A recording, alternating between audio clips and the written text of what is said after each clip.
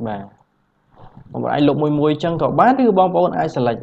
hai bọn ai lục bàn ok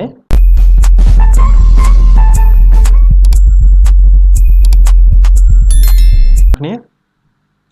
xóa công chụp như dịch mình đồng tiết mà cần channel master exam rồi mùi thằng đi chúng bạn miền video thay muối cho mà chạy chun bọn ở nè video thay nó như vậy ông pk cài file pdf đại diện convert trên bị vượt nó chứ thôi mà đa file đại diện convert trên chữ pdf cứ dương ở lại cài bàn tề trước ngày níខ្ញុំនឹងបង្ហាញអំពីរបៀបកែ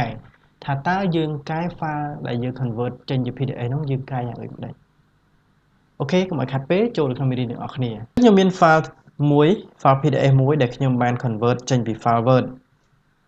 នេះទម្រង់ដែលយើង convert វា file PDF គឺវាចេញទម្រង់បែបនេះអញ្ចឹងដើម្បីយើងចូលទៅ edit បានគឺយើងត្រូវបើក file ហ្នឹងសិនអញ្ចឹងយើង double click លើវាបន្ទាប់មកទៀតវានឹងសូទម្រង់បែបនេះទម្រង់បែបនេះគឺជាទម្រង់ original របស់ PDF អញ្ចឹងជាធម្មតា file ដែលយើង convert ពី Word មកជាលក្ខណៈ PDF យើងអាចកែបានទេ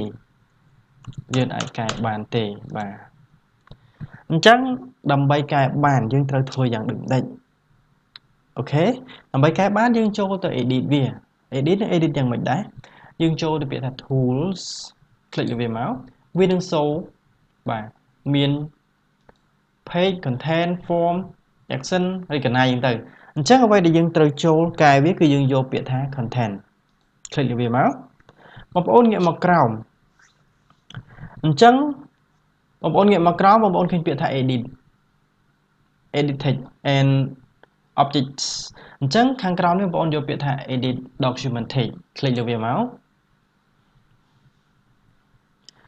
អញ្ចឹងមកដល់កន្លែងនេះបងប្អូនអាចកែបានអញ្ចឹងបងប្អូនចង់កែអីបងប្អូនអាចកែបានឧទាហរណ៍ខ្ញុំចង់លុបសំណួរមួយចំនួនចេញដោយសារវាច្រើនពេកអញ្ចឹងខ្ញុំចង់លុបសំណួរខាងក្រោមនេះចេញបងប្អូនคลิกលើវាហើយបងប្អូនលុបមកបាទបងប្អូនអាចលុបមួយអញ្ចឹងក៏បានឬបងប្អូនអាច select ហើយបងប្អូនអាចលុបបានអូខេលុបបានលុបចេញហើយបងប្អូន save អូខេបងប្អូន save ហើយបងប្អូនគឺជាប់ហើយអញ្ចឹងបងប្អូនលុបចេញបន្ទាប់មកទៀតបងប្អូនថាលុបទៅបងប្អូនចង់ដូរសំណួរវិញបងប្អូនចង់ថែមសំណួរវិញណា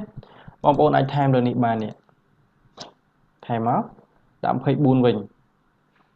នេះ24មកបងប្អូនដាក់ថាអ្វីដែលបងប្អូនចង់សេលើនឹងមកបាទ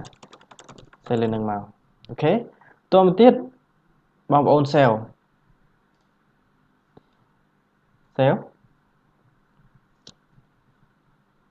ហើយបងប្អូនបិទលុបអញ្ចឹងបងប្អូនចង់តេស្តមើល file ហ្នឹងថាតើអ្វីដែលយើងបានលុបហើយនឹងអ្វីដែលយើងបានបន្ថែមហ្នឹងវាចេញអត់អូខេនេះជាអ្វីដែលយើងបានបន្ថែមមិញហើយយើងបានលុបហើយយើងបានបន្ថែមអញ្ចឹងមកចំណុចទៀតបើសិនបងប្អូនអត់ចង់លុបវាទេបងប្អូនចង់បន្ថែមវាបន្ថែមទៅលើនឹងតែម្ដងមកចំណុចទៀតបងប្អូនចូលដូចគ្នាមកហើយបងប្អូនចូលពាក្យថានេះ edit object ចុចនឹងមកតទៅមកទៀតបងប្អូនចង់ edit ណាបងប្អូនចង់សេនេះ edit ហ្នឹងគឺយើងចង់ទាញអាហ្នឹងនេះឡើងលើបន្តិចឧទាហរណ៍វាគៀកគ្នាពេកបងប្អូនចង់ទាញឡើងលើបន្តិចក៏បានអូខេចង់ទាញចឹងមកអូខេឧទាហរណ៍ស្អាតហើយយើង save វិញអូខេមកចំណុចទៀតឧទាហរណ៍បងប្អូនចង់បន្ថែមវិញឧទាហរណ៍បងប្អូនចង់បន្ថែមសំណួរហ្នឹងប៉ុន្តែយើងអត់ចូលទៅតាមចំណុចនេះទេចង់បន្ថែមថ្មីតែម្ដងបងប្អូនចូល add នេះ add or edit text box ចុចឡើងហ្នឹងមកបងប្អូនចង់ថែមសំណួរនៅខាងនេះអូខេ25ចុះឧទាហរណ៍25បងប្អូនសេមក percent bar អញ្ចឹងទៅ ប្រសិនបើ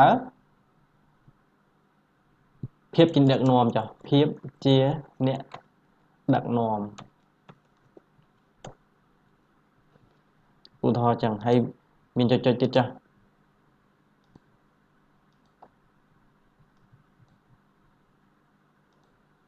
ភាពជាអ្នកដឹកនាំអូខេដល់ហើយនេះបងប្អូន sale ទៀតបងប្អូនលុបនេះចាំមក sale ហើយបងប្អូនទៅបិទឲ្យបងប្អូនទៅបើកវាវិញអូខេនេះជាអ្វីដែលយើងបានថែមបើសិនបើ font នឹងទូច font នឹងធំពេកបងប្អូនអាចបន្ថយ font បានយកបានប្រមាណដែលបងប្អូនចង់បន្ថែម sorry នេះគឺនេះទេបងប្អូនទៅមើល font លើនេះមកចង់បន្ថែមបន្ថយ font បងប្អូនចូលលើនេះមិញនេះបាទតិចនេះ font បងប្អូនអាចថែមថយបាន font លើនេះ font នេះ